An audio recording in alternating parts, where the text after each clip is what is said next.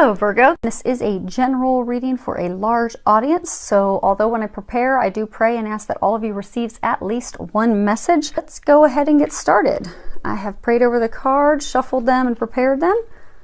We are going to go ahead and pull 3 cards today from Doreen Virtue's Archangel Power Tarot deck, and we're going to pull 1 from John Holland's Psychic Tarot for the Heart deck, and 2 from Doreen Virtue's Romance Angels deck. Let's go ahead and see how we're lined up in here. First card we have is 2 of Gabriel. And if you see the bottom of it, it says, make bold and ambitious choices. Great progress is possible. Important relationships with people who share your vision. So what I'm getting is, for some of you, you are in a relationship and you're going through a bit of turmoil. A lot of arguments because you're not seeing eye to eye. It really is just causing you, when you look at this card, they're having stand out to me, the ocean. That's indicative of emotion. So I get that it's going to be an emotional, but it's really because you and your partner are not seeing eye to eye. And what they're wanting you to know is just to lean on them and ask for help, and they will help you come up with creative solutions and ways that you and your partner can compromise and meet in the middle so that you can get back to that happy place where I'm seeing that you will get. I do see a positive outcome. I do see a resolution to the disagreement and argument, and you will get there. It's just going to take a little bit of action on your part, and I get thinking outside of the box, because it's almost like you're not budging. Like, he wants one thing, you want another thing. Neither of you is compromising, and the pot's just boiling over. But I do get you will come to a solution, resolution, a compromise. But it is going to have to be putting down your own guard, your own sword, and seeing from that other person's perspective, and that will help you come up with the solution that's going to work for both of you and get you back to a happy place. And for some of you, I get that this is talking about, it's talking about progress, and it's talking about making a choice. Almost like I get some of you have been in a relationship, not necessarily a committed relationship, and you're just really not making the decision to take it to that next level. You're stuck in a place of indecision. And what I want you to know is don't let indecision keep you from moving forward. Go ahead, trust your intuition, meditate on it. And the right choice and decision, it's not going to come from you, thinking it through logically. It's going to come from listening and following your heart. So they're encouraging you to do that. So that way you'll stop being stuck, because I get that you're stuck because you're in a place of indecision. And that in order to move forward, you are going to have to make a choice and decision and have some action moving forward. And I get for a small number of you that indecision to move forward is, I get that for some of you, you're in a same-sex relationship and you're hesitant to let your family know and people know, out of fear of what they're going to say and think. And what I want you to know is, you look at this card and you see how calm the waters are. I forget, for those of you that are in this situation, you're just terrified that it's going to be some emotional uproar. People are not going to take it very well. And what they're trying to say is the waters will be calm. It's not really going to be as difficult and for some of you, like heartbreaking for your parents and emotional as you think it's going to be. I get that it will go well. I get that you just need to make that choice and have the confidence to be able to, move forward in that relationship fearlessly, and let go of the fear of letting your parents, your family, your loved ones know that. Because I don't see a negative outcome from it. I do think that I'm getting that they're going to take it well. And I get that you're spending more time worrying over it, and the things that you're envisioning happening are not going to happen at all. So I want you to know that you can move forward. Next card we have is 4 of Ariel. When you read the bottom of it, it says, when you give, you also receive. Being resistant to change, extremes in how you save or spend money. So what I'm getting with this is, there's a number of you that are in relationships where you're giving more than they are giving. You know, relationships, they're not always 50-50. You know, sometimes we're going to give more, sometimes our partner's going to give more, but I'm getting that you in your relationship, you are repeatedly giving more than your partner, and it's causing a lot of conflict and resentment because, you know, you don't feel that they're doing their part, that they're, you know, keeping up, and that's also making you feel unappreciated, unsupported, unloved, because you feel as though you're giving it your all and they are not. So this would be for you to rebalance that, to have that conversation with them and get it rebalanced, because if the relationship stays out of balance for so long, it could ultimately lead to ending the relationship. But I do see that if you can get it back in balance, you'll get things back on track and get that spark back in the relationship. I do get it salvageable. You're just going to need to have that honest, open conversation with your partner. Now, I'm also getting for some of you that the giving, receiving, it's financial matters. Like your partner is way overspending, well beyond your means, putting you in a bad financial predicament. And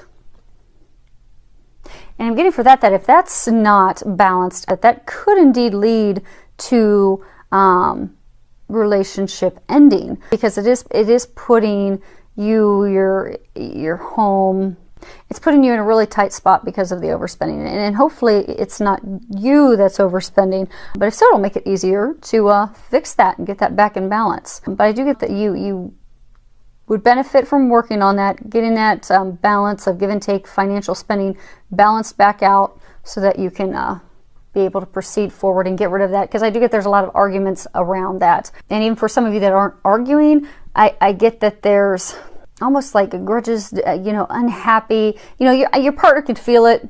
You can feel their unhappiness. This will get you back to a happy place if you can get that balance. Next card is 8 of Raphael. And if you read the bottom of it, there is something better waiting for you. Do what you know is right for you, a spiritual quest. And what I'm getting for most of you, that this is just letting you know that it is time for you to move forward. Now, for those of you that are in a marriage, I'm not saying going in your marriage to first try everything that you can. Like if you've not tried counseling, if you're having financial arguments, go get some counseling, try to get some help, try to work on that, try to get yourselves back in balance. But I get for some of you, you know, you're in a committed relationship, not that it necessarily means married, but you've been trying to make it work for a really long time, and you've tried everything from vacations to counseling to workshops together to everything to try and salvage the relationship, and it's just not working. And what I'm getting is it's time for you to go ahead and have faith and know that you've done everything that you can, and it's safe and best option for you to be able to move forward, because they do have something better waiting for you. Next card we have is Seek. And if you look at its lovely card, he's in a meditative state. What I'm getting with this is, with regards to love, that a number of you, you're so engrossed in your relationship. Like for those of you that are in a relationship and you know you're having arguments because of give and take, that you know you're so engrossed in that you know you're accepting them not giving to you, you're just giving them your all, and you've lost sight of yourself and your importance and your significance. And for some of you that aren't in a relationship, it's almost like you're constantly wanting that relationship and thinking about it and longing it, and it's just, you know, it's overwhelming you, and you've lost your perspective. And for those of you that are single, that, you know, just keep thinking about it all the time and how you wish you were in a relationship and you want to be in a relationship, those are thoughts of lack.